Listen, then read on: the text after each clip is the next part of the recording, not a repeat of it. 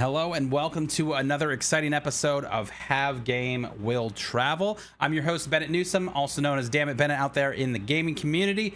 But as the director of esports growth and development here at Full Sail University, I'm super passionate about exploring the diverse world of esports and gaming beyond just skill level. Whether you're a first-time listener or returning fan, we're thrilled to have you join us for this virtual journey through the experiences of industry professionals.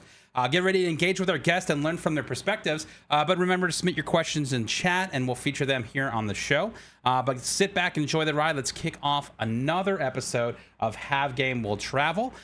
Introducing my guest, Jonathan Miller, the Esports Mentor. Jonathan, welcome to the show. How you doing, man? I'm good, man. Hey, thank you for inviting me. This is exciting. I'm honored to be here. Absolutely. Well, I'm super thrilled that you're here. We go actually pretty far back, man. Obviously, you've had an incredible journey through the world of esports. We met back way before like the pandemic. I think the last PAX South was the first time that we got a chance to actually meet in person. But been a fan for a long time, so I'm excited to have you on the show. Talk a little bit real quick, just kind of your background, how you got started in the world of esports. Yeah, no doubt. So my name is Jonathan Miller. I'm 31 years old.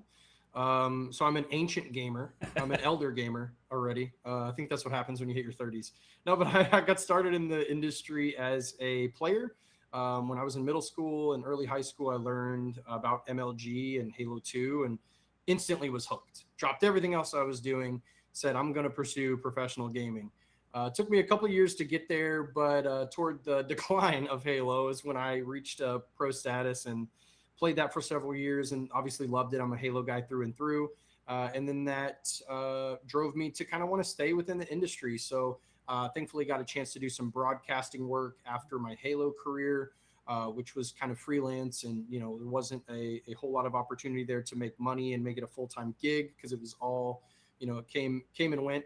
But got an awesome opportunity to work with great brands like Twitch, 343, UMG, MLG, and did some Halo casting, some Call of Duty casting. I even branched into some sports and some League of Legends. So had a ton of fun with broadcasting, really came out of my shell. Never in a million years would have thought I'd be doing any sort of broadcasting at any point. But really it was really about anything I could do to kind of continue to grind and gain experience within an industry that hadn't quite like blossomed into a full blown, what we see today. Yeah. But thankfully I was able to kind of grind and, work a full-time job and spend every waking moment I had, whether it was doing content creation of some sort, starting my own brands, and then eventually was able to acquire enough experience, shake enough hands like yours, to get me to where I am today. Well, yeah, and I mean, obviously, starting early in the industry and having those opportunities and really helping set the stage for what to come was a huge deal.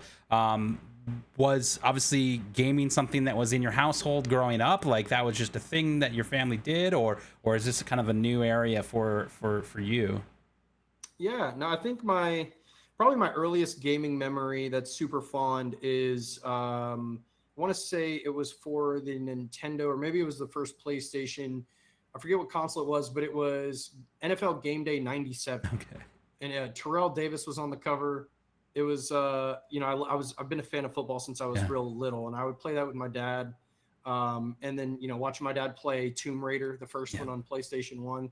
So those were some, I was a huge casual gamer growing up, and I loved all those games. But really what changed things for me as a gamer was when I found out about Halo 2, like the competitive side. Because I remember back in the day watching G4, watching things like they had SOCOM tournaments and Unreal tournaments. And I always thought that was pretty cool, but I always thought it was just like a production, like a TV show. You didn't really think like, oh, I could do this myself as a profession. But what changed that was learning what MLG was back in, I think it was 2003 or 2004. And a buddy of mine was like, hey, like they're playing for 20 grand. Like that's the prize pool for this tournament. And it blew my mind. I was like, what? That is crazy money. And obviously that's the top 1% of gamers on this game. But it was enough of interest to get me to go, wow, okay, this is a possibility.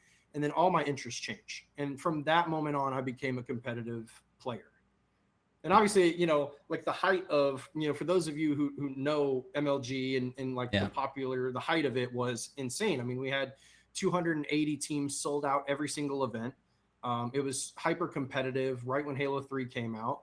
And from there, that bred many amazing careers, like people like Ninja and Nate Shot. These are all guys that came from the Halo scene.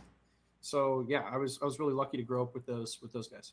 Yeah, and it's always cool to look back and see how it's evolved, and we obviously look back fondly. I mean, we hosted a few of those MLG events and others in the early days of esports on Full Sail's campus, and we would travel. We were a sponsor for a while, and like it was just such a cool experience, and being there and involved in it, and it really gave it something special. Like I think everybody that went to something like that knew, like, hey, this is cool, like this is different, this is new.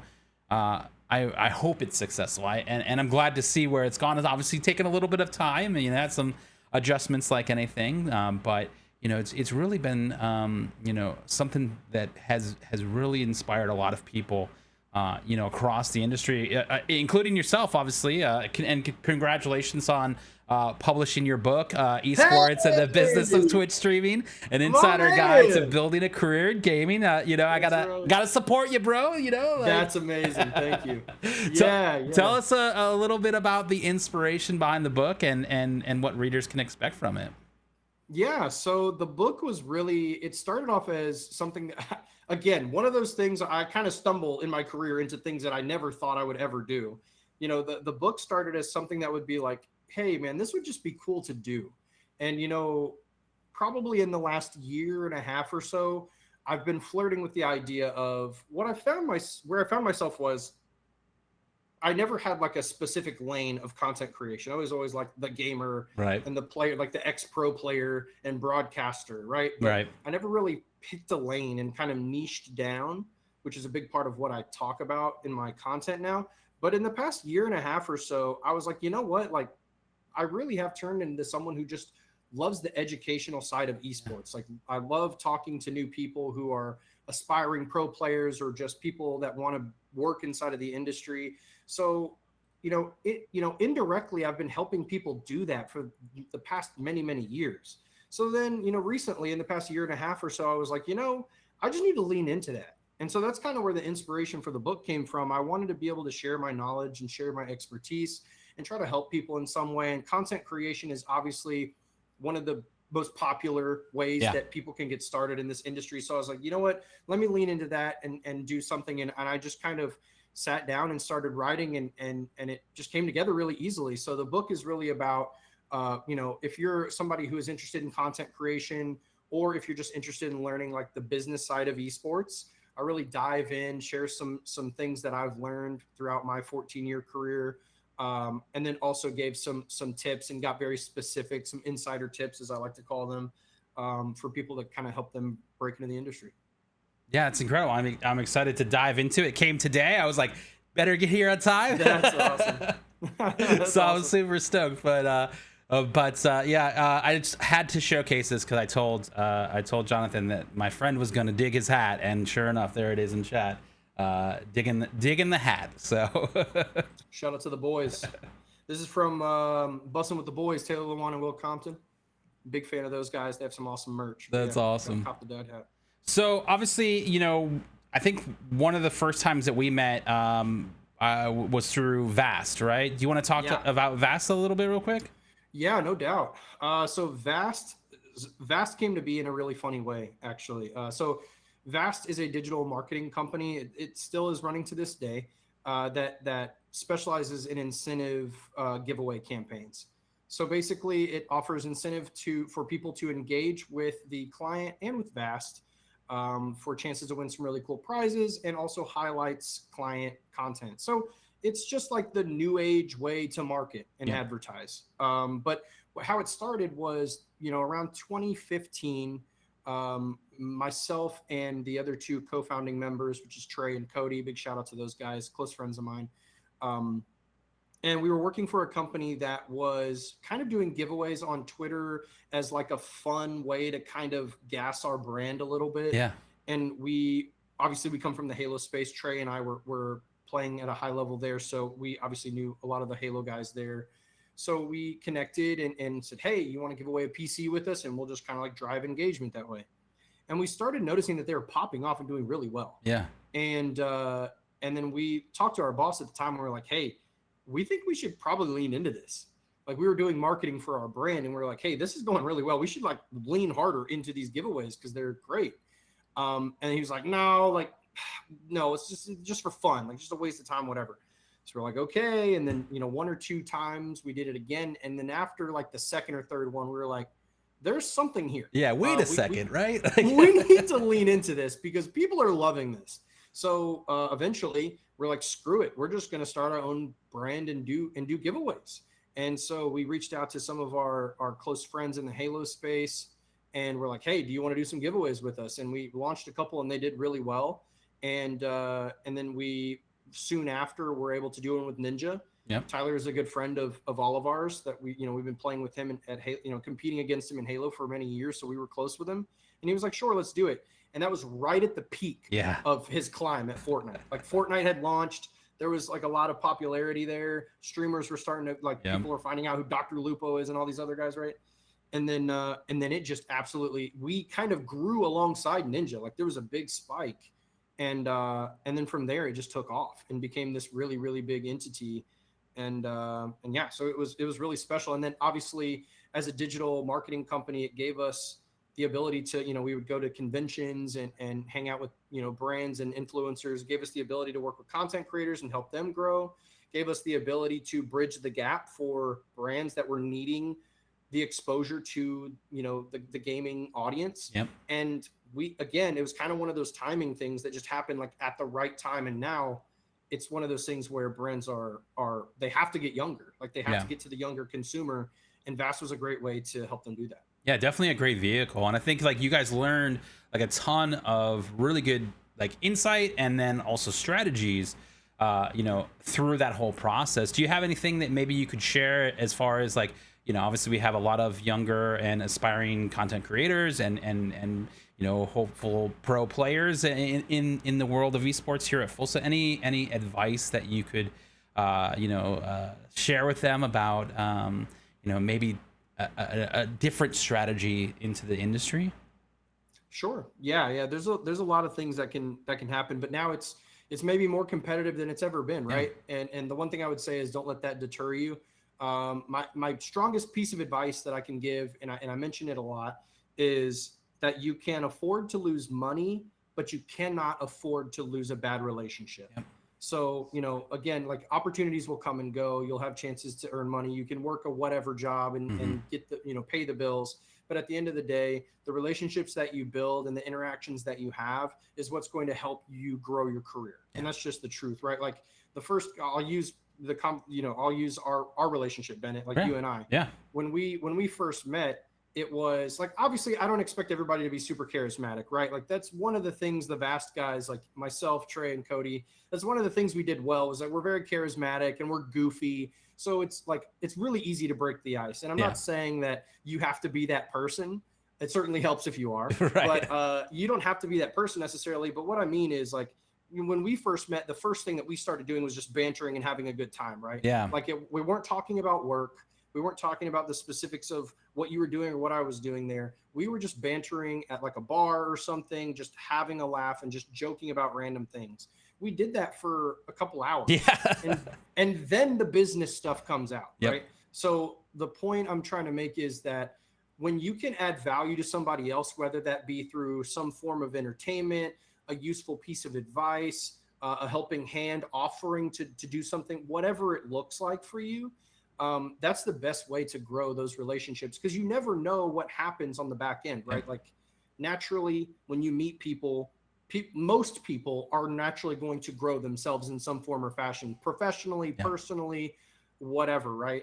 And, it's not necessarily a bad thing to look at relationships as like, I'm not saying like try to monetize your relationships. What I am saying is you should look to add value to every person that you interact with in hopes and that it will inevitably come back to you in some way that is helpful or meaningful to you. Like even like, losing somebody and having someone you barely know reach out and be like, hey, I'm so sorry for your loss, or hey, I hope this something gets better, or whatever.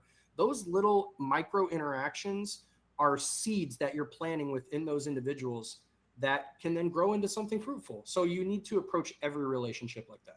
Yeah, absolutely. I think when you bring something of value, and it's not, in this industry, there's always, a lot of people that are, hey, I need this from you. I need this from you. Like, I want this from you. And that gets old to a lot of people in the space. And so when you come, you're like, oh, I don't need anything from you, but I want to here, I want to give you this. Like, that type of, service, if you will, is like huge. And people are like, wait, I learned something new, and I didn't have to give a part of myself or something, to this person. That's a great way to start a relationship. And I think, you're spot on in that. And I would assume that kind of ties into kind of the stuff that you're talking about with the whole mentorship here, right? The Esports Mentor. What advice do you give to individuals that are just starting? So let's say, hey, I like esports, I like gaming, I like content, but I haven't done anything. Like, how do you help them kind of navigate that and seize opportunities in that space? Yeah, there's a couple of things that I highlight inside of the course. I have basically a 5-step process that I walk people through to get you going. But a couple of those are, for me, there's a couple of things that are really important and crucial that you do. One, it's okay to not know what your path needs to be. Yeah. We were talking about it before the stream, but something I want to highlight is obviously there's opportunities beyond just content creation and being a professional player, right? Right. The way I explain it to people is look at any other industry, look at those jobs that are popular, whether that be in marketing, finance, operations, event planning, whatever. All of those jobs exist within esports and gaming, right? It's not just being an engineer, being someone that's designing on the back end. It's not just those common things, or social media manager. It really is expansive here. So what I tell people is, if you don't know exactly what you wanted to do, just focus on what gets you excited. Yeah. So if creating content is fun, then do that. Lean into it. Find, niche down and get very specific, but do that. If you enjoy doing event planning, or you enjoy hosting tournaments, lean into it. And the good news is, you do it for a year or two or whatever, then you can move on. For people that are I don't want to act like I'm a Swiss Army knife and do everything. It's okay Right. to try stuff out, do it for a little bit and then move on, add it to your experience. But then, beyond that, there's a lot of other specific things that we get into, like resume building, experiences. The one other thing I will mention that I stand 10 toes down on, it's one of the most important things. And if I hadn't have led with this in my career, I wouldn't have gotten to this point. And that's investing in experiences. I'm a really, really big advocate of just, if you're telling me, okay, I want to be a content creator, how much X dollars do I need to spend on my fancy PC and my streaming equipment and all this other stuff? Don't spend money on any of that stuff yet. The first thing you should be doing is investing those dollars and go to TwitchCon in Vegas. Yeah. Go to DreamHack. Yep. Go to a local school whenever they're doing an event of any kind, and just show up and just talk to people and meet people. Because at the end of the day, the relationship building aspect of your career within this industry, especially because of how digital everything is, we're so connected online that when you meet people and you have a good experience, you will carry that relationship to the online space. So invest in yourself, go do things. As a matter of fact, my brother-in-law, he's been a big gamer and a streamer, content creator for a long time now, for several years. And I just took him to his first event. He went to DreamHack Dallas with me last month or the month before. And towards the end of halfway through the event, he's like, oh my God, I knew I needed to get to one of these, but I didn't understand just how amazing these are just for meeting people. You start to learn that people like Nadeshot and like Dr. Lupo, these are regular people that are awesome to meet in person. Yeah. These are great humans. So when you meet people in person and you develop a relationship, it just goes so far. So invest in yourself, invest in the experiences. Yeah, I love that. I mean, I think that's a huge part of this is just going out and being in it, whether that's competing in a local tournament, playing Smash with your friend, going and doing that is a huge deal. So I couldn't agree more. Obviously, you know, someone said it in chat earlier, like the golden age of esports, right? You've worked with, you know, the industry titans like MLG, ESL, Twitch, UMG, Microsoft. What sort of valuable lessons or memorable experiences did you gain from, you know, collaborating with these companies? Yeah, I think, you know, as a young person who I didn't go to college, obviously I had my experiences in high school that were great, but as far as, you know, advanced learning, like really diving into like the business world, I had no experience. So, you know, working with some of these larger companies really gave me the insight in what the real business world looks like. Like probably the best example I can give is when I was doing a small productions as a broadcaster with, you know, a couple of friends that started their own production company. Those small broadcasts were super laid back. It was like, you know, one of my co-casters was making fart noises during the cast and everything was fine. Like no big deal, whatever, just being silly. And then doing a broadcast with Twitch is vastly different. There's a whole production team. There's a call time. Within the call time, you're going over scripts early. Like there's an actual script. Yeah, there's a script. That's the first biggest deal, right? You have ad reads. You have to say them a certain way. It's a script. There's like so many different things. Yep. And then when you get that crash course, it's like, oh shoot, like this is like this is a real thing. So I would say like learning like the corporate business side of the non-endemic, like outside of gaming, was really crucial. Another experience that was great for that too was, you know, I spent a couple of years in Dallas with the Dallas Mavericks as the esports marketing manager for Mark Cuban's gaming brand, Mavs Gaming. And that one was a fantastic experience and very different than what I was used to, because that was the corporate world. Like stepping into, like I was going into corporate meetings. I was having meetings with like the Yum company that owns Pizza Hut and Taco Bell, and talking to them about valuing esports assets and going over traditional sponsorship requirements and things like that. So like, and like traditional ad spend and things like that, TV ad spend. So it was like seeing all of that outside of our industry was like not necessarily a culture shock, but was like, oh, now I have to be the bridge to those two sides. So that was a really great experience too, because you get to see like what traditional, you know, business is. Yeah. And that's, I think, a huge part is like you have this such, you know, tight knit culture of gaming and competitive gaming. And you've got all of these people that want to support it from a, you know, brand side. It's very hard to enter into that space. So, you know, I could only assume working with those companies had to have been kind of full circle for you to be like, what, this is crazy, you know, Pizza Hut, right? Like, and gaming go hand in hand, but also, you know, when I stepped on that basketball court, I think that's when like everything changed for me. You know, like I had my badge, you know, walking down onto the court. I had some friends that I'd bring to a game and sit them courtside and stuff like that. Like that was crazy. That was a crazy feeling. Like bridging the gap between traditional sports and esports was really special. Obviously I'd seen like a lot of cool things on the gaming side, but when those two worlds collide, you know, when the regular world, you see normal things that you've been a fan of your whole life and see them collide with the gaming space, that's where it got really special. But yeah, it was fun. Yeah, so we have a question here from Workhorse in chat, so we'll get it up on the screen. But basically, it says, "No any centralized that will say when those events are that may be close to where they are, and what those dates may be. Is there like a running list of you know, these types of events that you know of, or is it more of you know, just kind of figuring them out as you go?" Yeah, I wouldn't say there probably are some places online that you can find that will centralize events, but none that are super popular that I know of. The best way that first thing I would do and recommend is find all of your big ones, right? So like TwitchCon, DreamHack, ESL, those are some of the biggest ones.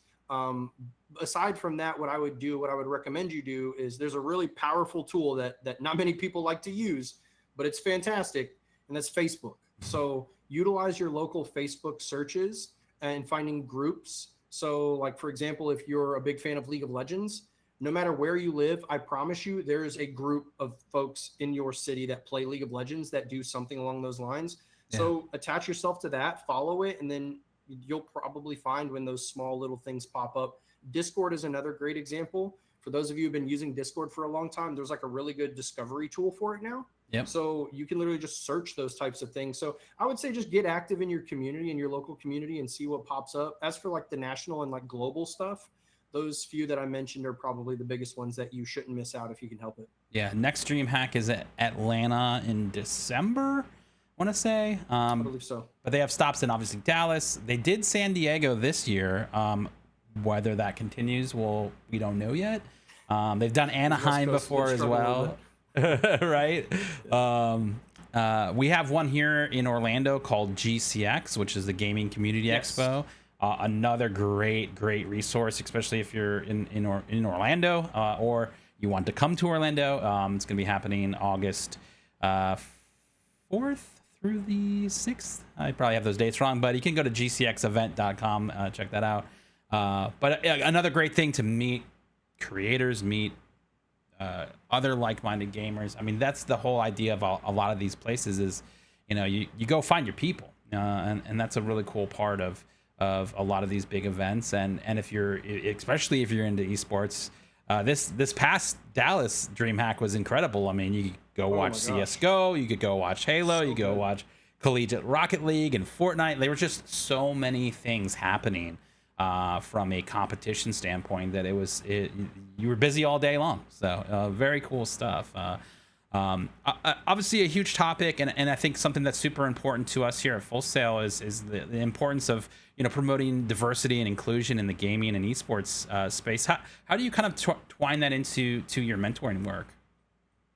Yeah, I mean, that's a big part of it, right? Like, I feel like, when I was a young person going into any type of professional environment, that was something that wasn't really talked about much, which, is kind of rough. And just to kind of break down the walls here, like as a white male, right? Like, these are things that we don't feel as serious, right? Like I don't have the same experiences that some of my colleagues in the past have had. So, I that's something that is really important to just talk about and get it out in the open, and then embrace it, right? So like at the end of the day, I think the good part about gaming and esports as a whole is naturally very inclusive because of how diverse our community has always been.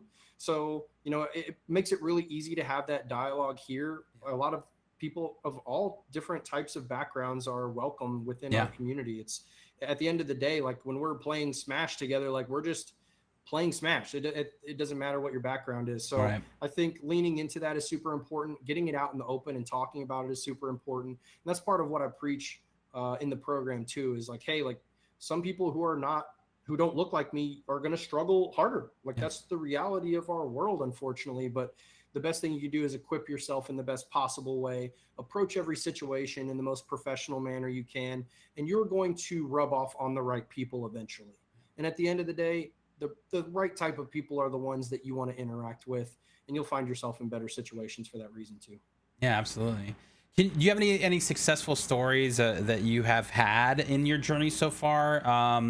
Especially in the mentor area, where you've seen individuals start to overcome some obstacles or achieve a goal that they had set out for themselves. Whether that's content or esports or just gaming in general. Yeah, I definitely have. I've been leaning into some of my coworkers that I had at Belong Gaming Arenas, the folks that worked for me.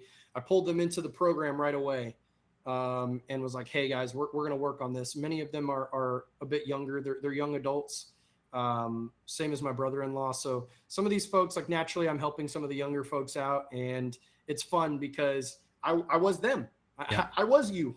And, I'm not much older than them, but what the amount of experience that I have in the space has allowed me to see a lot of different opportunities, work with a lot of different people, and also make experiences that didn't turn out, like didn't work out. So at the end of the day, that's really what you have to lean on as a young professional, is you're going to understand, like, you're going to get involved with a lot of things that might not pan out, and that's okay.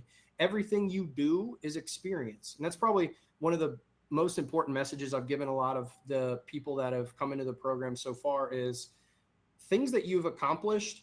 If just because you weren't getting paid for it and it wasn't your job, that was a W-4, like, right, this is my hourly job, does not mean that it's not workable, like, experience. Like, if you did something that was outside of the realm of your job and it had nothing to do with what you got paid for, but you did it and it was a successful result for a brand or company or yourself, then that's experience you need to include in your resume and the experience that you can lean on for whatever job is next. So I think a lot of them are starting to realize that as well. And that's something that I had to do early on because a lot of my experience I didn't get paid for. So it was, I mean, that's what internships have been. And that's what those types of work experiences are. It's to get you real world, tangible experiences that you can use for whatever's next. Yeah. And I think the thing that people forget a lot about is that as a content creator, big, small, huge, what, it doesn't matter the size. If you're consistently creating content, that's a huge amount of experience. You're running your own show, you're running your own social, you're doing all of these jobs for yourself, and you're running a broadcast. Maybe you're scripting your things. Like, there's just so much that goes into content creation that is real world experience that sometimes just doesn't translate to your resume, and including that in there is such an important piece, of the puzzle. And obviously you brought up belong. I mean, I think since then we've had a couple other big, bombs drop in the esports world. Talk to me a little bit about the current state of esports and kind of where you are as someone that's been affected by some of the shifting and moving in the industry. Yeah. It's funny. There's been a lot of pitchforking in our industry as of late, which is fine. A lot of it is fair criticism and feedback, but I think for me, the one thing that I've been pretty steady on recently is that esports is very similar to a lot of other industries that have spiked in popularity and that have seen a drop off, right? Yep. Unfortunately for us, our spike came going into a pandemic and then into a global pandemic where our industry was mostly global and everything that we could do was mostly remote. So people who were streaming, creating content, all that all was fine. Like, you were good. People were staying home and watching more Twitch and watching more YouTube and watching more TikTok. And it just leaned into our industry and made it better. Also, companies were still selling products. Yeah. So which meant that they were still advertising and sending their marketing dollars somewhere. But guess what? Those dollars weren't going to billboards and traditional media because people weren't consuming content in that way as much. So then we saw more non-endemic dollars get infused into our space, which was great for the space and great for content creators and professionals in the space. It was awesome. And then we have post-pandemic, everyone returns to work, everyone returns to, in-person events and things like that. And then all of a sudden the return on investments aren't quite there. Yeah. And now we're seeing a decline. But by the way, we're seeing a decline in every industry. So it's easy for us to point at our own industry and go, look, Activision Blizzard just laid off X amount of people, and this company over here had to cease operations, and this, that, and the other. But the reality is that globally, more nationally, we are not in a good place financially. And so that's having an impact on all industries. It's just being highlighted within esports because our digital ecosystem is where the majority of attention is at. So unfortunately, we're kind of under a microscope for the rest of the world. And I think where we're going, though, the good news is that younger people, my generation and younger, are only getting older. We have adult money. Like I have Pokemon on my shelf down here, and I'm an adult. So the point I'm saying is that you show me something cool Pokemon, I might buy it. Yeah. So the point is, like, the trends that got us here are not going anywhere. We're going to continue to see that. Gaming and content creation as a viable career will continue to thrive. Yep. Money will continue to come, and we'll stabilize eventually. Definitely. And obviously, from someone that has started, as co-founder of Vast and built, a successful esports organization and marketing company, we have a lot of students in maybe our business program that are also trying to build and grow their ideas. What sort of advice do you give them on those kind of entry level, like, hey, you're in the beginning of this. This is what you want to start to do to try to scale? Yeah, I would say that you're probably in the best era of time to do that of ever, because right now digital attention is easier to get than ever. A good example of this would be TikTok. You're seeing a lot of people finding viral moments a lot easier. I don't know about you guys, but if you saw when Twitter just came out, Instagram, or even just in the past like 6, 7, 8 years, digital attention was not as easy to obtain. Like there are discovery tools that platforms use to link people who watch this type of content and get it over here. I mean, even YouTube has done a better job of it in recent years. So I would say that if you have an idea that you really love and you're really passionate about it, you should lean into it. If part of that is creating content that helps advertise or sell whatever that is, understand that digital trends are kind of changing a little bit like as we go. Wendy's is a good example of this. Over the past, I think it was like 5 years ago or so, it was like 2016, 2017, the Wendy's Twitter account just started roasting people like a regular personal account. And then everyone went, whoa, whoa, whoa, whoa, whoa! Can they do that? Like, is that okay? Is that cool? and brands Dave would not be okay with this, right? Like, yeah. Brands all over the world went, whoa, hey, someone get on Twitter and start roasting our fans and our customers. They love this. So the point is that like digital trends are going to take out. Like we're seeing the NPC thing on TikTok right now, and now everyone is going live doing the silly NPC stuff. The point is understand what's happening in the digital space. It's okay to latch onto it, but try to make it your own at the same time too. But don't think that any idea is a bad idea. Always run with it and test. Like as a marketer, you're going to test a billion things, and a billion and one things will test wrong. Yeah. And then you'll just have to keep testing. But once you kind of figure it and find your groove, then you'll find like, okay, cool. We found something that's working. Let's latch on and make it go.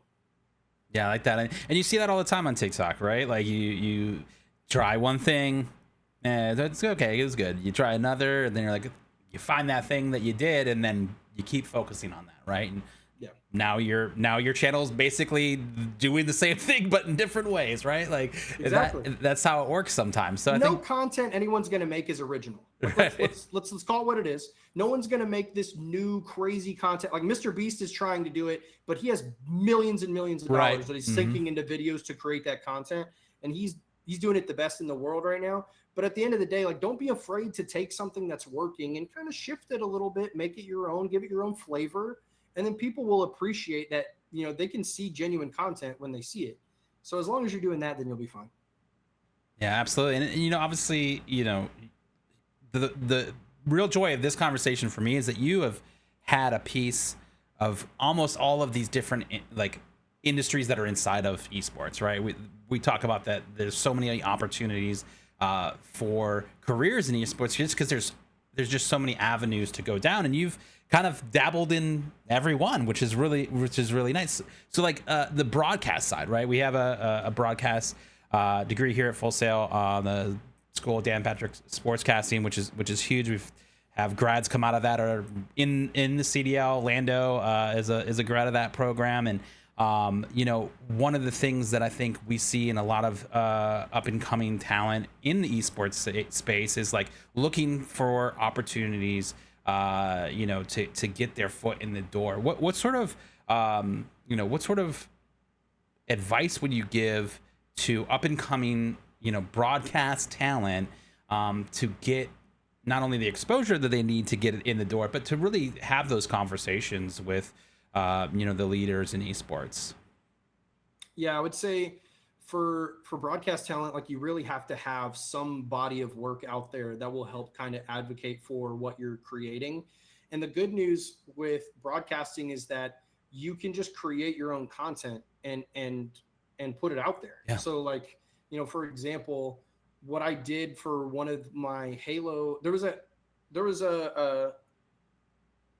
period of time where I would get opportunities, and then like the next event, for whatever reason, I just wouldn't. Like when I was starting off, I was on the Bravo stream for UMG and MLG, so I was not on the main stream. Like I was one of the extra casters, right? Okay. Yep. And when I was doing that, it was great. I loved it. And it was great opportunity because Call of Duty was big enough to where the Bravo stream, we had FaZe and Optic and all these other big brands. So it wasn't like, that it was a bad thing necessarily.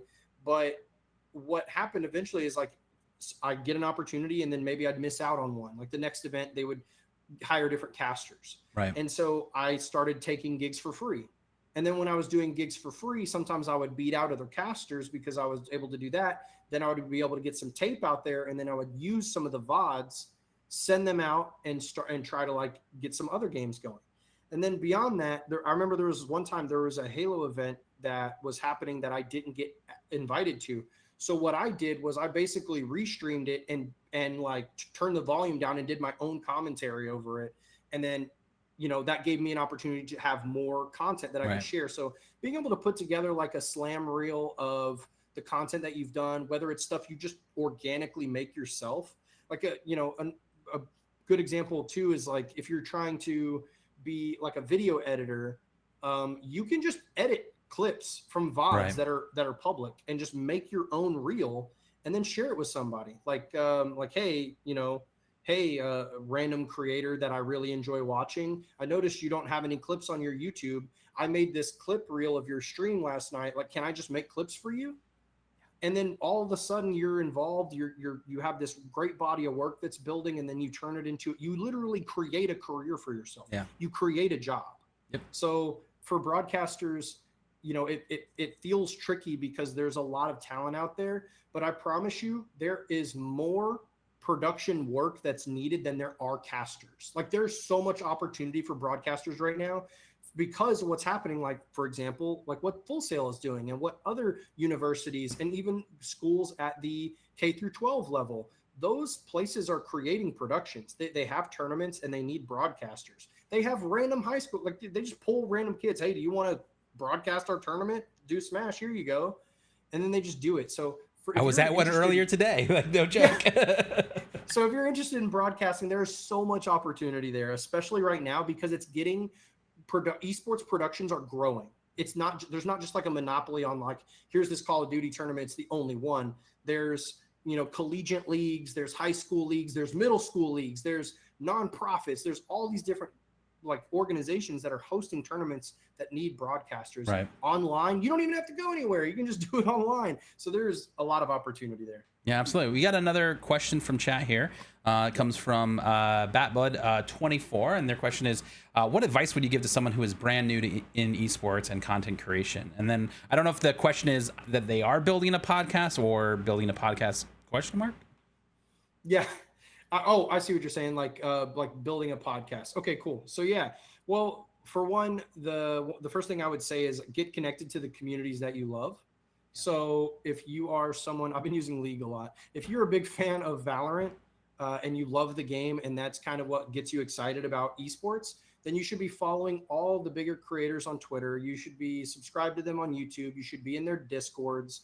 You should be fully immersed into the content that they create on all social platforms. Once you found yourself like immersed into the community, then you need to start engaging. You need to start having conversations in their Discords, replying to their tweets, all those different things. Like, even if they don't follow you back, and even if you feel like, oh, this person's never going to respond.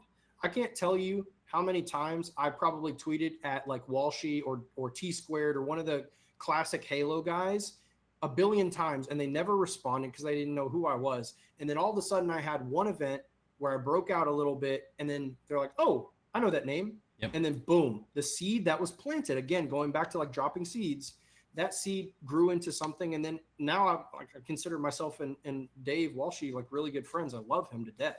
So that is a good example. Like, immerse yourself, engage, be engaging, be in conversations, respond, and then you'll find yourself slowly integrating yourself into the community, and then where people see your name, your screen name or whatever it might be, and go, I know that Kurt guy. Like, I remember seeing that name. Oh, hey, how's it going, man? All of a sudden you've kicked down the door. Yeah, that's huge. Great advice. In your opinion, what sets aside a successful content creator apart in the gaming and esports industry? Like, what are things that you have noticed that you see someone's piece of content, you're like, that is going to be huge. That person's going to be, they're doing great. Like, what is that? Do you have something that you see and you know that, or is it just kind of, hey, this piece hit for some reason and it went, you know? Sometimes that's just the case, right? Sometimes there's nothing like particularly special about a content creator in terms of like creativity. Right. And if you're that person, like maybe you're really well spoken, maybe you just have a lot of knowledge on the topic that you're talking about, or maybe you're just purely entertaining, you're just being silly, Right. Yeah. whatever it is, right? If you fit one of those three, whether it's educational, entertaining, or knowledgeable, like whatever, if you fit that mold, then lean into it. Like for myself, I feel like I'm pretty articulate and I have good knowledge, so I lean into that. But one thing that I would say as new creators, the one thing that gets me super excited about watching a content creator or maybe discovering new creators is seeing a very creative approach to something that's already doing well. So I'll give you an example of a guy that I stumbled upon probably a couple of years ago that I thought it was such a cool experience. So I was on Twitch and I think I was watching T-Pain, and T-Pain was getting done with his stream, and then he rated this guy, and the guy is Cardboard Cowboy, I think is his name. And this stream was so interesting. He was just playing like Red Dead Redemption or something. It was not, what he was doing was not special. How he was doing it was special. He had a screen on his channel where he was on a green screen. So his face was on top of this cowboy and on this horse, but they were cardboards and they were slowly walking across the desert, and it was just a loop. And then he started doing songs that were like cowboy related, but he would tie in like the fact that he was like this cardboard man, just this little thing, right? Like that set him apart. That was so interesting. It's the same reason why Dr. Disrespect boomed, right? Yeah. It's the character. Nobody had ever been this character yet, right? So what I would say is, as a content creator, if you're trying to create content that you feel is captivating and you don't feel like you fit the cookie cutter mold of your standard creator, then lean into trying to be creative. Do something out of the box. Do something super silly. This lady is pretending to be an NPC. Yeah. What she's doing is not different or like amazing, right, necessarily, but she's super creative and did something that stuck because she just tried it. Yeah. And then here she is, like absolutely booming. 38,000 viewers. Like who'd have thought? Crazy. Who'd have thought? And it's not, and people watch and they just watch. Yeah. They just... Who knows, man? Like that, I guess you find can be good content. Yeah, you find your area and you go. Like that's a big part of it, right? I was not hating, just funny. Yeah. You know, obviously you've witnessed a lot of the change in the industry, right? You've seen the growth and the development of esports over the past decade. What are some of the biggest milestones or significant changes that you've seen, in this industry? Well, I think the most obvious is just how the industry has evolved as like a legitimate career path. Yeah. But I think the biggest one, and the one that like hits me in the feels the most, is how educators and school boards and universities have gotten on board with this as a legitimate career path, embraced it, and are now integrating it into traditional curriculum. Like before I go further, I have to give a shout out to Full Sail.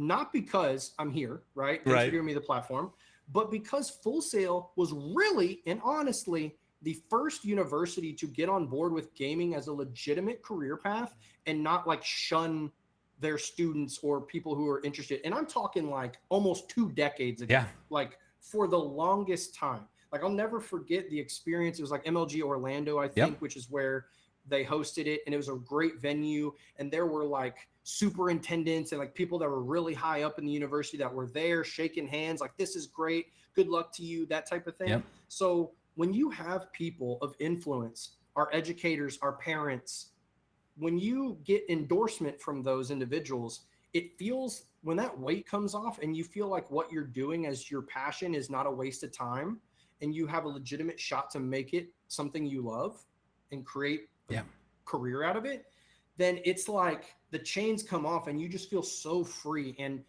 when I was a part of the generation that it was like, hey, like wag your finger, like this is a waste of time, don't do this. Yeah. And so to see where we are now, and me having conversations with these school board members saying, we for sure want to do it, we want to get involved. There was a piece of data that I think you guys will find interesting that I had a conversation with the folks in DISD. They shared that it was like 77% of kids that are not in any, this was at the high school level, 77% of students that were not involved in any extracurricular program at all said that they would join an esports club if their school had one. 77% of non-participants. Yep. That means that outside of traditional social norms, gaming is the filler of that void. So if our educators are embracing that and saying, hey, come in and let's figure this out and make it something, then, I mean, we're talking about something way bigger than just enjoying gaming, Bennett. Like this is like saving kids' lives who struggle with depression. This is saving kids' lives career path-wise. So many young people who are like, get involved in college, go do this thing that they think they want to do, and 4 years later decide, oh, shoot, I really wanted to do this thing. I mean, we are correcting some of the, I don't want to say mistakes that we've made in the past, but we're course correcting in a really fantastic way. And it's just really special to see. And I'm so excited. Like that's a big part of what I do is I try to, connect with educators, whether it's nonprofit or for whatever, and try to help them navigate this space a little easier. So that way these students can benefit. Yeah, absolutely. I mean, I was just at the NACE National Convention in Indianapolis last week. And I think it's like something like 700 collegiate schools are participating in esports across the country. Amazing. And that's huge. That's amazing. Huge. And in the next 5 years, that number is going to continue to grow, but it's also going to grow down to the high school and the middle school scenes. And when those really get established, when there's a legitimate system from middle school to high school to college, we're going to see some of the greatest competitors that esports has ever seen, just because most people, when they get to college, especially in the collegiate esports scene, they've never had a coach before. No one's tried to teach them and coach them in video games. And most of the time it's their buddies that are down and out of the game that are like, oh, these aren't good, you got to do this, And so it's a really hard thing for a lot of gamers to grasp being coached, and it's definitely a learnable skill to get that. But as those systems are being built now in the middle school and high school worlds, the excitement that I have for the future of competitors is huge, and it's really a really exciting thing. Obviously, I think there's a whole industry that goes alongside that, from a mentorship role and a guidance role, right? Like the future of esports is really dependent upon those things being really focused on. So from your opinion, what can like industry professionals or organizations or schools, what can they do to help support and nurture that emerging talent? Well, I think embracing those students who are interested is the first part, right? But showing that they have resources that they're spending on it is another big way, right? And sometimes there's a lot of schools that don't necessarily have a budget to make a program happen or put on like a full-fledged league, right? And that's actually one thing that I hear from quite a bit of educators and just educational institutions in general, is they assume you have to go all the way to 100 to make this thing work. And the reality is that there are so many great ways that they can engage that will make a difference in their populace within those walls, right? And then growing that is the fun part. Like scaling it is the fun part, because the reality is that once you have students engaged, then that's the hard part. Like then it's like, okay, cool. Like we have the interest, we have the participation. Let's do something awesome. There's so many great organizations in our industry that will work with schools to help them kind of get off of the ground and get started. But I think at base level, I mean, every school should have an esports club, every single one. Find a faculty member, doesn't matter. I promise you, a teacher, somebody on staff, it has a passion for that. Find a space where you can congregate and allow people to bring in their stuff, and boom, you spent $0 and you just created a culture within your school. And then from there, the scaling part can feel overwhelming if you don't know what you're doing. And I think that's part of the like growth pattern we're seeing right now, is that some people are feeling a little stuck. Yep. But that's okay. I mean, it's new. It's going to take some time. But yeah, I think there's a lot of schools that are doing a great job. I do want to give a shout out to the folks in Grapevine.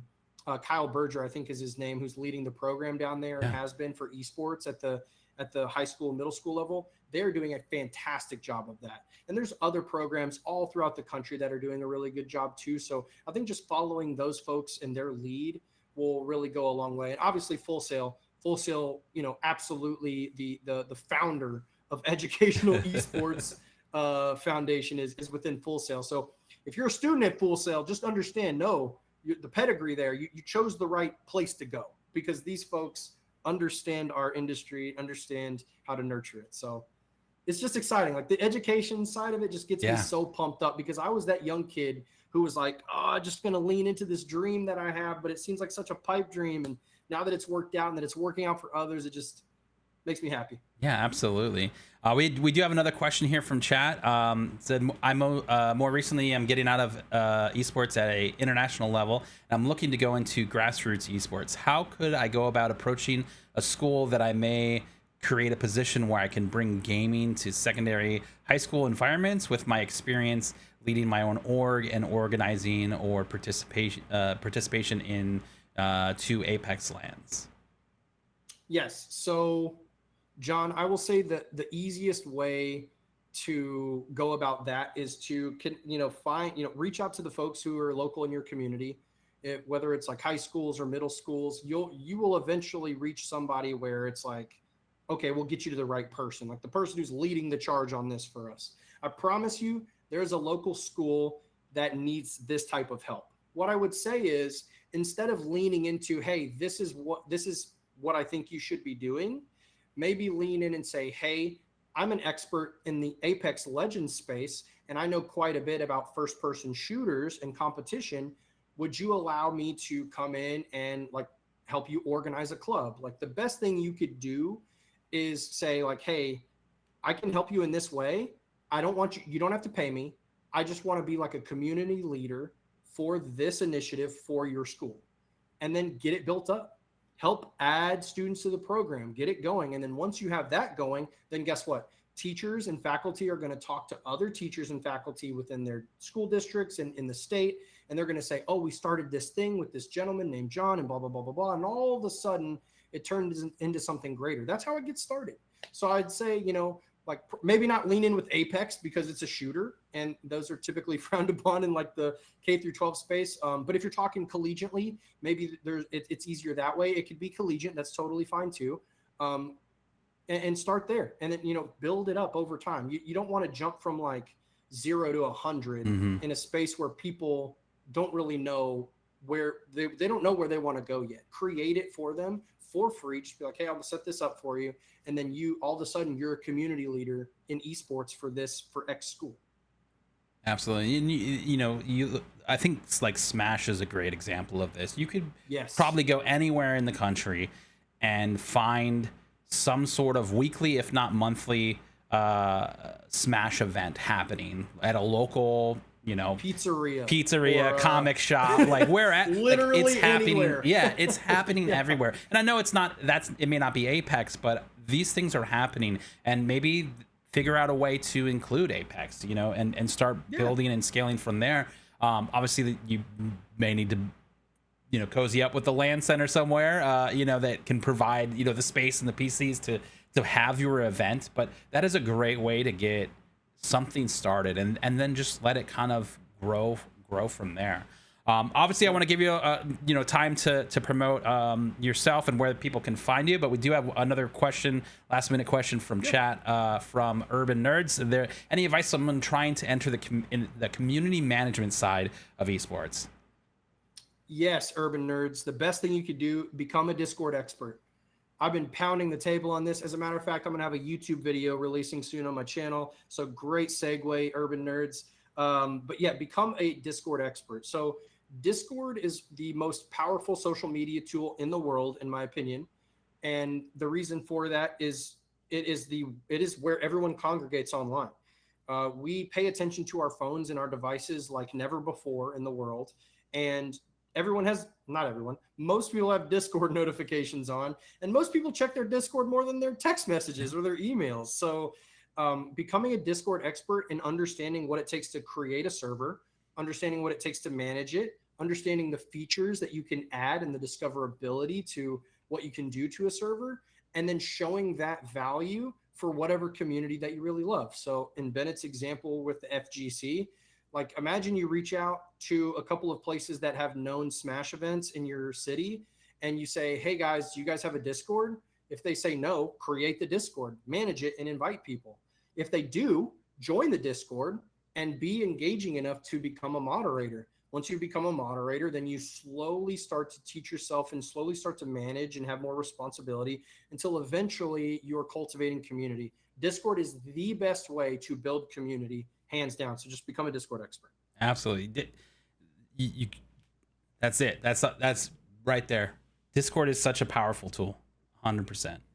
And you don't have to show your face. You don't have to create content necessarily. Yeah. It's just a great tool. And there's so many different places that you can create there. You know, someone shared a Discord with me about it was like role playing in like Magic the Gathering world, but they had like 30,000 active users, and I was blown away at just like, that's insane. Like this is huge, you know, like, so you never know, like if you're passionate about something, start a Discord, invite people that are also passionate about it. You know, and that's always a great way to get involved. So, you know, Jonathan, go ahead and give everybody where they can find you, how they can get your book, like, you know, all the information, man. Yeah, absolutely. So I am the Esports Mentor on every platform, TikTok, Threads, Instagram, YouTube. On Twitter, I'm Esports Valen. And then you can find all of my content on my website. It's stan.store/esportsvalen. That has all of my stuff. It's got my book link, my program link, all of my socials, all the good stuff there. But yeah, I would appreciate anybody following through. The content's just now getting started. The content train has officially arrived at the station, so having fun with it. Absolutely. Well, thank you for being on the show. I think this has been a fantastic journey. It's great to catch up with you. And you guys go find him online. We will catch you guys later on the next episode of Have Game Will Travel. But thanks for hanging out with us. No doubt. Thanks for having me. Thanks, guys.